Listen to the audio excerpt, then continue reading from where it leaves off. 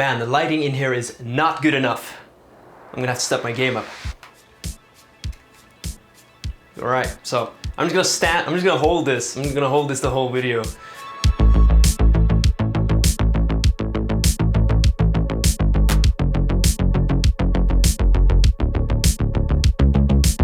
Boom! Welcome, I'm John Bear. I have no idea why I said boom. I guess that's what you do when you're doing one of these videos. Now I'm gonna talk to you about Micro Four Thirds cameras and why I went with one in 2019. Real quick, for those of you who don't know, a Micro Four Thirds camera is a camera with a sensor size of Micro Four Thirds. It's a lame name. Currently, Panasonic Lumix cameras, they use it.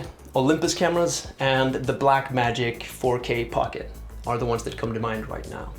And a Micro Four Thirds camera is, of course, a smaller sensor compared to a full frame camera. You know, you hear people say all the time that Micro Four Thirds, they're dying. It's a dinosaur, it's going out. Like, why would you need a Micro Four Thirds camera? What even is Micro Four Thirds? 4/3, that's more than 3/3. That's like one big pizza and then a third of another pizza. Didn't you do that when you were in school? Thinking about like thirds in pizzas? I did that. It worked for me. No, Micro Four Thirds are not dead. They're here to stay, and I'll tell you why. Micro Four Thirds actually have many advantages over the market. I'm gonna name 4 reasons that Micro Four Thirds are actually, in my opinion, better than their competitors. So let's start off with an easy reason. The price. Micro Four Thirds cameras are cheaper. They're way cheaper. When you buy a full frame camera like the Sony or the Canon, you're not just buying an expensive body, but you also have to buy expensive lenses, like full frame lenses. They're monsters. They're like $1,500. It's insane. The newest lens I bought for my Micro Four Thirds cameras was $500, which is pretty good. I mean, it's still not like cheap, but it is more affordable. So they're more affordable for being a professional grade camera. The second reason is the size. I mean, the size is, I'm gonna have to show you. Oh wait, oh man, I'm gonna have to go get my, all right, hold on. Oh, oof. That's a big camera. That's giant. How do I show this compared to, okay, hold on a sec. All right, haha, got you covered here. Now, I'm recording on a GH5 Panasonic, very nice camera. Small, look at the small lens, look at how small it is. Now look at this giant ass camera that I'm holding here. This is 60D Canon, and it's, well, it's not a full frame camera, but imagine a full frame camera having an even bigger lens than that. That is, yeah. It's giant, massive.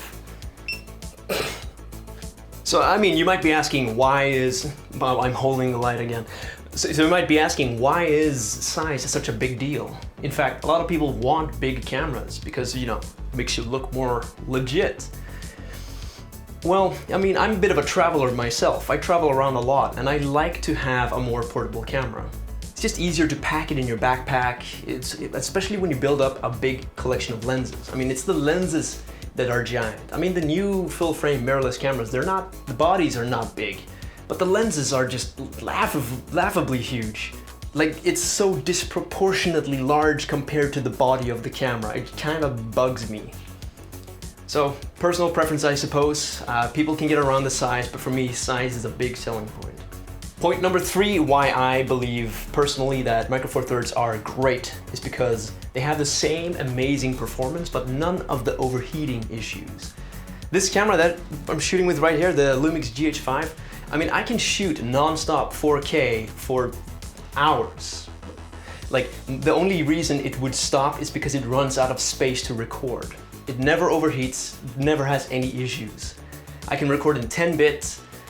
It's amazing. I'm recording now in HLG, hybrid log gamma colors, and the end result is just amazing after you apply the color grade. I mean, to me, this is as close as it gets to a cinema grade setup for relatively cheap. I mean, the DHH5, how much is that right now? It's like, I don't know, 1,700 bucks or something like that. It's pretty cheap.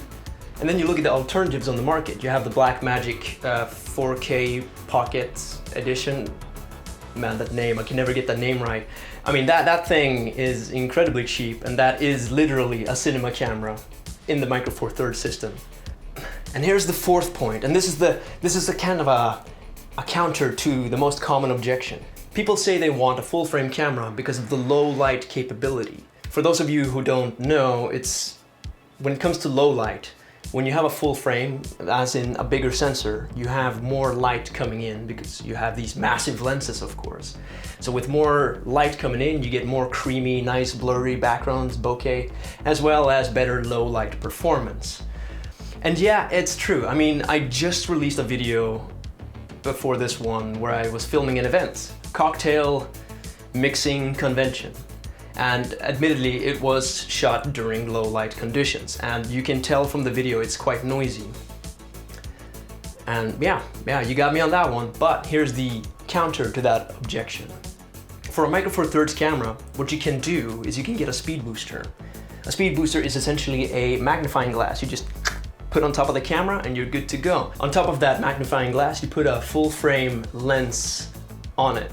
So I would, for example, maybe get a Viltrox speed booster and then put on top of that a Sigma 18 to 35mm lens, and boom, I got that nice f.4 low light performance, man. Yeah, I mean, I don't have it right now because I just haven't invested in it yet. But you can see where I'm going with this. When you have a Micro Four Thirds camera, you can actually have the option of going low light and then emulating a full frame camera if you wish. Of course, you're gonna have to buy some of those expensive lenses, and you know, it invalidates the point of it being small, you know. But you have that option. You're not stuck with having giant fat lenses. I'm not fat shaming any lenses in this video, just so you know.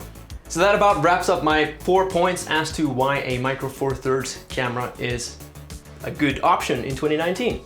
You got the price, you got the size, you got the performance with no overheating issues, and you've got the option to go low light if you want to spend some extra cash. That's it for this video. If you like it, consider subscribing. I'm on a journey to become a better videographer and photographer, so if you want to be along for that ride, hey, let's talk. I'm John Bear, and I'll see you in the next video. Bye-bye.